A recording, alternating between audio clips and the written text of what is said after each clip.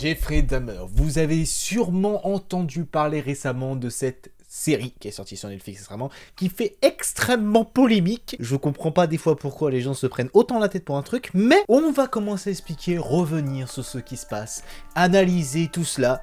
Vous connaissez la chanson, on est parti. Waouh, Jeffrey Dahmer. Alors je vous jure, pour vous faire un point de vue, j'ai regardé la série. Ouais, j'étais pas prêt psychologiquement à ce qui se passait. Hein. Bon, Netflix, je veux bien admettre certains trucs, mais faut prévenir. Parce que moi j'étais pas prêt psychologiquement à ce qui allait se passer. La série fait polémique parce que forcément, là on n'est pas sur une série documentaire, c'est où on interview des gens qui ont vraiment vécu le truc, etc. Non, là on réimagine scène par scène de ce qui s'est passé. Donc là vous avez scène par scène, un mec, un psychopathe. Allez, on va continuer quand même parce que sinon c'est pas drôle. Bref, Jeffrey Dahmer, vous connaissez sûrement l'histoire, ça fait des années que tout le monde parle de lui, ça fait des années qu'on est au courant que voilà, il y a eu cette affaire-là par le passé, qu'il y a plusieurs documentaires d'ailleurs sur lui qui ont été faits récemment, voilà, il y en a eu un il y a 4 ans, il y en a un maintenant. Ce mec fascine autant qu'il fait flipper, j'ai envie de te dire. Mais j'ai regardé la série et je me suis fait mon propre avis par rapport à ça, parce que voilà, il faut analyser, etc. J'étais pas bien psychologiquement, à chaque moment j'étais... Je vous jure que c'était psychologiquement à quoi je ressemblais. Hein. C'était vraiment, j'étais entre l'admiration de me dire qu'est-ce qui va se passer. Bon, les 3 quarts du temps, on savait ce qui allait se passer, mais... Je sais pas comment décrire cette situation parce que vraiment on a un point de vue complètement différent, on a un truc qui t'amène dans une ambiance où t'es là, où tu te dis ouais ça va être bien mais oh là, monsieur dame, non, les enfants, regardez pas ça, oui bah il avait pas marqué moins de 18 ans sur le programme aussi, oh c'est un haut hein. Bref, j'ai commencé à analyser cette série et il y en a plein qui se posent oui mais etc. Alors, il y en a plein qui vont dire le rythme est un peu lent etc. Alors, c'est une série documentaire entre guillemets sur un mec qui a fait quelques conneries dans sa vie, hein, on va pas se mytho, c'est normal. Tu t'attendais à quoi? Une fiesta de ouf en se disant les gars, regardez, j'en ai tué 32 et toi 33. Ah putain, t'es meilleur que moi. T'es un génie. Il y a des commentaires, tu vois, je me suis dit bon, au bout d'un moment, les gens sont un peu crédules, tu vois, il va se passer des trucs, on se dit bon, pourquoi pas. Après tout, on parle d'un serial killer. Voilà, fallait le dire. Eh ben, fallait le dire au bout d'un moment, le mot il fallait qu'il sorte. Adieu, monétisation, voilà. Mais la série, quand tu affirmes effectivement le rôle, etc. Bon, je plains l'acteur parce qu'il a dû se manger une vague dans la gueule avec oui, bah écoute, s'imprégner du personnage, etc. Tu m'étonnes que ça a dû être compliqué. On se met à la peau d'un mec qui a pété un câble littéralement. Et bon, j'imagine pas sur le tournage comment ça a dû être sympa à tourner. Hein. Mais après, plus on analyse, plus je continue. Je vous spoilerai pas ce qui se passe exactement parce qu'il y a tellement de sujets qu'on pourrait mettre en avant. Et au bout d'un moment, on va passer à l'analyse construite parce que c'est plus intéressant et aux autres choses qui s'est passé. Ah, un peu de lumière, moins d'esprit rouge. Au moins, on se sent un petit peu bien dans cette histoire. La série Jeffrey Dahmer sur Netflix. Qu'est-ce qui s'est passé? Alors, il y en a plein qui ont eu l'hypothèse, etc. Déjà, premier scandale. Là, le hashtag, absolument, le hashtag LGBTQ+. Bref, vous connaissez la suite. Ce hashtag a été supprimé. Pourquoi? Parce que la culture n'a pas aimé. Bon, les gars, on parle quand même d'un mec qui a fait une tuerie de masse dans cette communauté-là. Au bout d'un moment, genre, mettre un hashtag, il y a des gens qui s'offusquent vraiment d'un hashtag.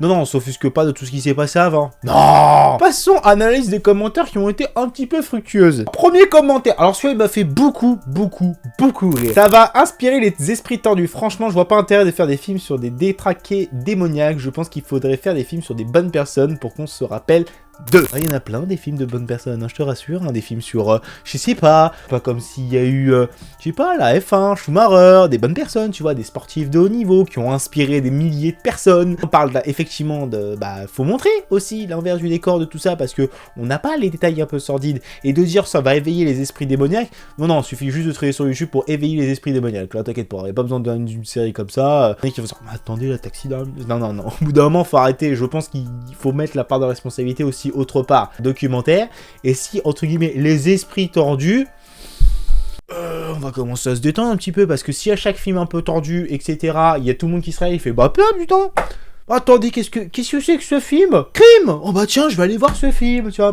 Je vais faire la même chose, je vais mettre un masque et continuer derrière.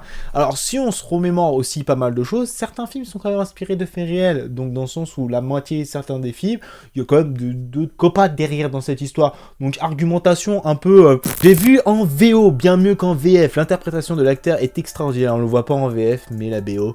VF. Oh, alors là, faudra arrêter avec c'est mieux la VO, c'est mieux la VF, attention, le livre est mieux que le film, hein. On va comment... Non, oui, si, ouais, ta bouche, voilà, merci. Ah bah si, au bout d'un moment, à un autre, faut dire les choses telles qu'elles sont, hein. C'est bon, la VF est mieux que la VO. Le principal, c'est qu'on comprenne. On connaît la culture française et la langue française. On est tous des bites en langue. Attendez, même moi, my English is very well, désolé, mais même ma copine a envie de se dire, ah, reste dans le français, déjà, c'est déjà pas mal. Déjà, complète ton français, ce serait déjà pas mal, hein, parce que vu les fautes d'orthographe que tu nous sors à longueur de journée, au bout d'un moment, je me poserais même la question s'il est pas un peu teubé. Voilà. Et dernier commentaire, celui-là il était ainsi impressionnant. Alors comme j'ai un avis qui diverge, je juge bon de devoir vous partager. J'ai connu l'histoire grâce à la vidéo des histoires d'horreur de Maffei Carito. Bon bref, c'est trop long. Bon bref, l'histoire était captivante, on a compris. Bref, passons à la fin de la vidéo. Ah, cette vidéo en fait, cette série, cette documentaire si vous préférez, en fait je l'ai un peu pris, forcément, bah tout le monde en a parlé, je me suis dit bon, faut bien que je découvre de moi-même, et je me suis dit c'est vachement intéressant de faire une vidéo là-dessus parce que toute la polémique qu'il y a eu autour, je l'ai pas trop compris en fait, c'est que je comprends qu'on peut penser qu'on parle d'un sujet qui est tragique, qui s'est passé il y a plusieurs années, effectivement, on parle dans les années 80 de mémoire, ou quelque chose 91, 80, bref, je me souviens plus exactement, mais bref, vous connaissez le sujet. Mais ce qui s'est passé, c'est que les gens disent oui, mais ils abusent, ils profitent de la faiblesse des familles à l'époque pour parler d'un sujet qui est très grave, etc. Oui, mais parce que malheureusement c'est ce qui est mis en avant. L'argumentaire de dire oui, mais il faut parler des bonnes personnes. Ah oui, l'esprit humain est un peu tordu des fois, il préfère voir des choses un peu macabres que de voir des bonnes personnes qui font des bonnes actions tout le temps. Même si au final on sait que les bonnes actions c'est ce qui est forcément plus mis en valeur que finir derrière les barreaux pendant le reste de ses jours, hein.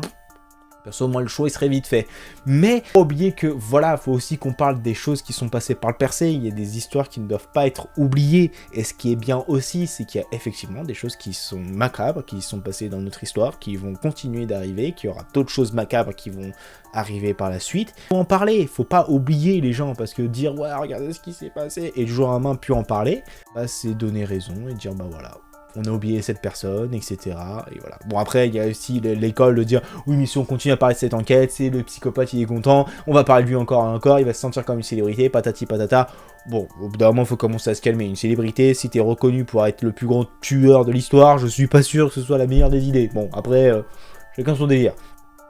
Bref, je voulais faire cette vidéo parce que je trouvais ça important d'en parler dans le sens où on a plein d'avis forcément qui vont diverger par rapport à cette série, et donnez-moi votre avis, franchement, si vous avez déjà tout vu, vous avez commencé un épisode, etc.